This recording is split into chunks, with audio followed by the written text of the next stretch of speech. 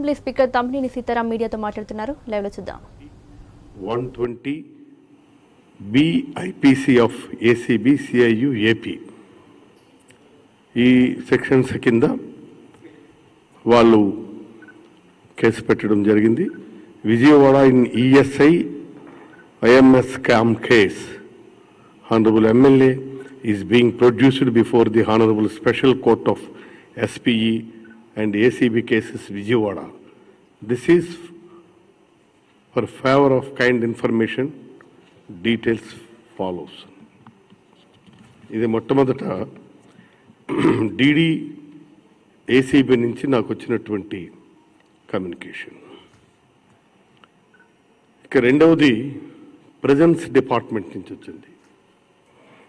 That is also presence department district jail Vijayawada remand prisoner 1573 Kinjarapu Atchannaidu son of Dalinaidu, age 50 years in crime number 04 by RCO CIU ACB Vijayawada 2020 of Anti-Corruption Bureau CIU Vijayawada, sent to GGH Guntur through AR escort party Vijayawada for medical treatment as per the Honorable Court orders. Information submitted regarding. ఇది రెండోది jail department నుంచి వచ్చింది.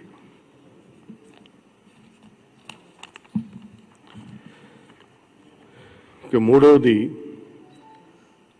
Office of the court of special judge courts criminal arrest and remand of Shri Kinjarapu Atchannaidu, member of state legislative assemblies state of Andhra Pradesh, intimation as per Rule 17 of Criminal Rules of Practice submitting regarding crime number 4 by RCO CIU ACB 2020 of Anti-Corruption Bureau CIU ACB Vijayawada Police Station, registered for the offences under Section 13(1) A, C and D, read with Section 13(2) of Prevention of Corruption Act 1988 and under Section 409, 420 and 120B of India Penal Code.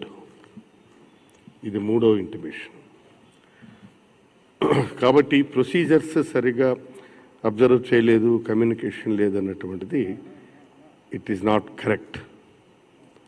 అన్నీ కూడా ప్రొసీజరికల్గానే వాళ్ళు చేయటం జరిగింది. అది మీకు ఒకసారి తెలియచేద్దామని చెప్పి ఈ ఇన్ఫర్మేషన్తో మీ దగ్గరికి రావడం జరిగింది. ఇక తర్వాత మనకి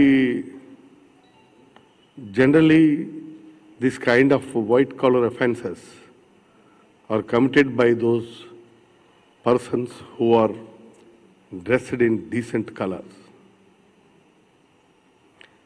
మనీ లాండరింగ్ చట్టంలో మనకి యాక్చువల్గా ఇదే కాదు, ఇప్పుడు ఇది మనకి స్కామ్లో దొరికింది. దీని చుట్టూ అనేకమైనటువంటి డైమెన్షన్స్ కూడా ఉంటాయి. మనీ లాండరింగ్ కింద IPC సెక్షన్ 120B, అలాగే నేరపూరితమైనటువంటి క్రిమినల్ కాన్స్పిరసీ కూడా యాడ్ చేస్తే మొత్తం ఈ వ్యవహారం వెనుక ఎందరున్నారు అన్నటువంటిది కూడా తెలుస్తుంది. ఈ రకంగా వందల కోట్ల ప్రజాధనాన్ని నిబంధనలకు విరుద్ధంగా దారి మళ్లించి దోచేసిన డబ్బుని మనీ లాండరింగ్ చట్టం ప్రకారం క్రైమ్ ప్రొసీడ్స్ ఉంటాయి. ఆ డబ్బుని నిష్కలంకమైన డబ్బుగా, అనగా అన్టైంటెడ్ డబ్బుగా చూపిస్తూ వివిధ లావాదేవీల్లో వాడుకునే మదుపు పెట్టి ఆస్తులు కూడబెట్టడం, ఇది చట్ట ప్రకారం చాలా పెద్ద నేరం. సెక్షన్ 4 దీనికి మామూలుగా 7 ఏళ్లకు తక్కువ కాకుండా ప్రొసీజర్స్ ప్రకారం ఇవి ఏ విధంగా పనిష్మెంట్స్ ఉంటాయనేటువంటిది అది వాళ్ళ చట్టంలో పేర్కొన్నట్టుగా వాళ్ళు తీసుకుంటారు. ఇది అయితే ఈ విధంగా జరుగుతున్నటువంటి దాంట్లో పేపర్లో కూడా చాలా వరకు చూసాం.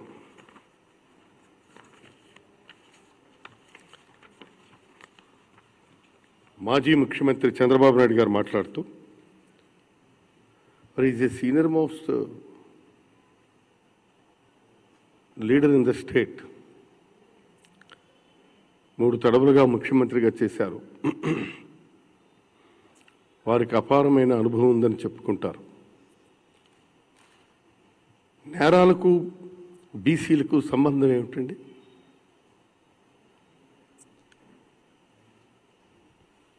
అచ్చెన్నాయుడు బీసీ అయితే నేరాన్ని వదిలేద్దామా? Shall we leave this case? వదిలేద్దామా? ఇది బీసీలందరికీ చంద్రబాబు నాయుడు గారు ఆపాదించడం నేను చాలా బాధపడుతున్నాను. It's a crime. ఇది ఒక నేరం. ఈ క్రైమ్కి ఎవరు అతీతులు కాదు. బీసీలు కాదు, ఓసీలు కాదు, ఎవరు అతీతులు కాదు. ఇప్పుడు దీనివల్ల బీసీలని చెప్పి 10 సార్లు మాట్లాడుతూ ఈ నేరాన్ని బీసీలను చూపిస్తూ ఒక విధంగా బీసీలను అవమానిస్తున్నారు. ఈ క్రైమ్ జరిగినప్పుడు అది బీసీయా, ఎస్సీయా, ఎస్టీయా, లేదు ఓసీయా అన్నటువంటిది ప్రశ్న కాదు కదా. Crime is a crime. Crime అని డీల్ చేస్తుండేటప్పుడు ఒక పెద్ద మనిషిగా మీరు ఇలాంటి మాట్లాడడం అది ఎంతవరకు సమంజసం? నేను అడుగుతున్నాను చంద్రబాబు నాయుడు గారిని. చంద్రబాబు నాయుడు గారు, మీ ప్రభుత్వంలో ఈ అవినీతి జరిగిందా లేదా? స్ట్రైట్గా క్వశ్చన్ చేస్తున్నా.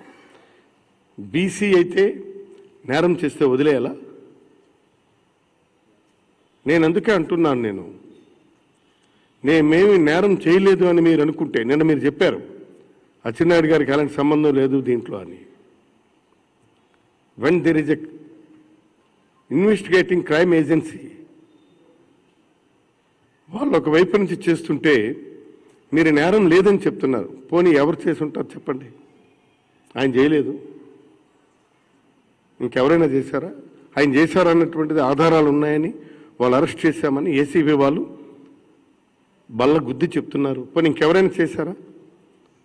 మీకేమైనా ఐడియా ఉంటే చెప్పండి. అచ్చెన్నాయుడు కాదు ఇంకెవడైనా చేశాడని ఉంటే చెప్పండి. ఒకవేళ అచ్చెన్నాయుడే నేను ఈ నేరం చేయలేదని అంటే good, very good. Let him prove that he's innocent. నేను నేరం చేయలేదనుకుంటే బర్డన్ ఆఫ్ ప్రూఫ్ అని అచ్చెన్నాయుడు ఆయన రుజువు చేసుకోవాలా? ఇంకోటి అంటున్నారు, మీరు గోడగింతెళ్ళి తీసుకొని వచ్చారు అచ్చెన్నాయుడిని, ఇది కరెక్ట్ కాదు.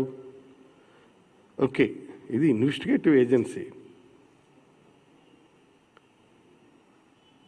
వాళ్ళు ముందే ఇంటిమేషన్ ఇస్తారు.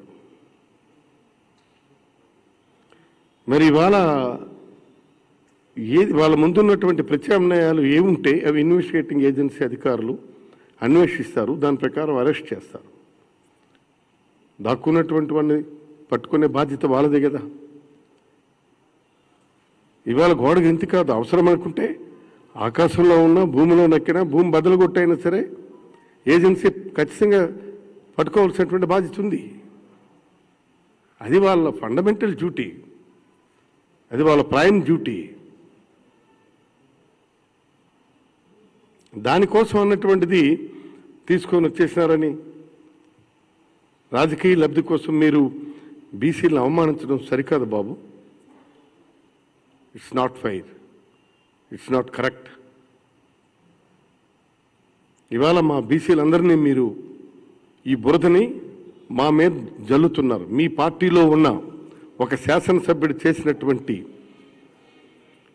క్రైమ్ తాలూకా బురదని మా బీసీలందరి మీద, బలహీన వర్గాలందరి మీద మీరు బురద చల్లే ప్రయత్నం చేస్తున్నారు. ఈ నేరాన్ని అడ్డం పెట్టుకుని మీరు బీసీల్లో చిచ్చు పెట్టే ప్రయత్నం చేస్తున్నారు. ఇది కరెక్ట్ కాదు. ఇంకోటి అంటున్నారు, అచ్చెన్నాయుడు ఉగ్రవాద, బందిపోట, అలా అరెస్ట్ చేశారంటున్నారు. అచ్చెన్నాయుడు ఉగ్రవాద, బందిపోటని మేమెవరూ అనలేదే. క్రైమ్ ఏజెన్సీ, ఏసీబీ వాళ్ళు తీసుకొని ఆధారాలు ఉన్నాయని చెప్పి, ఇందులో ప్రైమా ఫైసీ ఉందని చెప్పి అరెస్ట్ చేశారు. సరే, అచ్చెన్నాయుడు ఉగ్రవాదో లేదు బందిపోటో మీరే చెప్పాలా? మీ క్యాబినెట్లోనే పనిచేశారు కదా, మాకంటే మీరు చెప్తే బాగుంటుంది. తర్వాత గాంధీ విగ్రహాల దగ్గర, అంబేద్కర్ విగ్రహాల దగ్గర ధర్నాలు, సత్యాగ్రహాలు చేస్తున్నారు. ఏంటండి అన్యాయం? నాకు అర్థం కాదు. మీరు ఇవాళ ఒక నేరస్తుడిని తీసుకొని ఏమైనా స్వాతంత్రోద్యమంలో అసువులు బాసినటువంటి కుటుంబం ఇదాంటి తీసుకొని వెళ్ళారు, నేరం చేశారు, తీసుకొని వెళ్ళారు. ఒక స్వాతంత్ర సమరంలో పాల్గొన్న స్వాతంత్ర సమరయోధుడా, లేదు కార్గిల్ వార్లో పార్టిసిపేట్ చేసినటువంటి వీరయోధుడా, లేదు కరోనా కోసం పోరాడిన యోధుడా? ఏమని గాంధీ విగ్రహాల దగ్గర, అంబేద్కర్ విగ్రహాల దగ్గర ఈ ధర్నాలు చేసి ప్రొటెస్ట్, యాజిటేషన్ కార్యక్రమాలు ఏంటిది? ఎక్కడికి మీరు తీసుకెళ్తున్నారు? నేరాలను నేరాలుగా ఉన్నప్పుడు ఖండించాలి.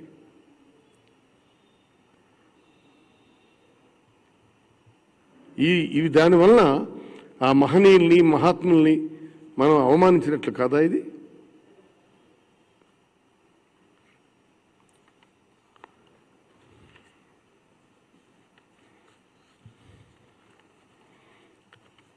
మీరు ఇప్పుడు బీసీల కోసం మాట్లాడుతున్నారు. ఇది బీసీలకి, ఎస్సీస్కి, ఎస్టీస్కు, బలహీన వర్గాలందరినీ కూడా మీరు అవమానపరచడమే. మీ పార్టీలో ఉన్న ఒక శాసనసభ్యుడు నేరం చేస్తే ఆ నేరాన్ని మేమెందుకండి బలవ్వాలి? ఆ నేరం వీళ్ళెందుకు పులుముకోవాలి? ఆ నేరంతో వాళ్ళకి అఫిలియేషన్ చేయడం ఏంటండి? నేరస్తుడు, నేరం ఆ లైన్లో చూడండి.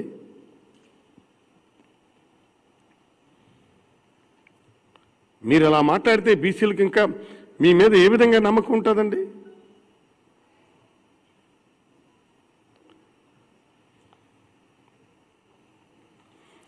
కాబట్టి ఇలాంటివి సరైనటువంటి పద్ధతి కాదు ఇది.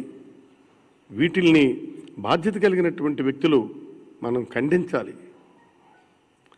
ఖండించకుండా మనం ఈ విధంగా చేయడం మూలంగా అది తప్పు కదా.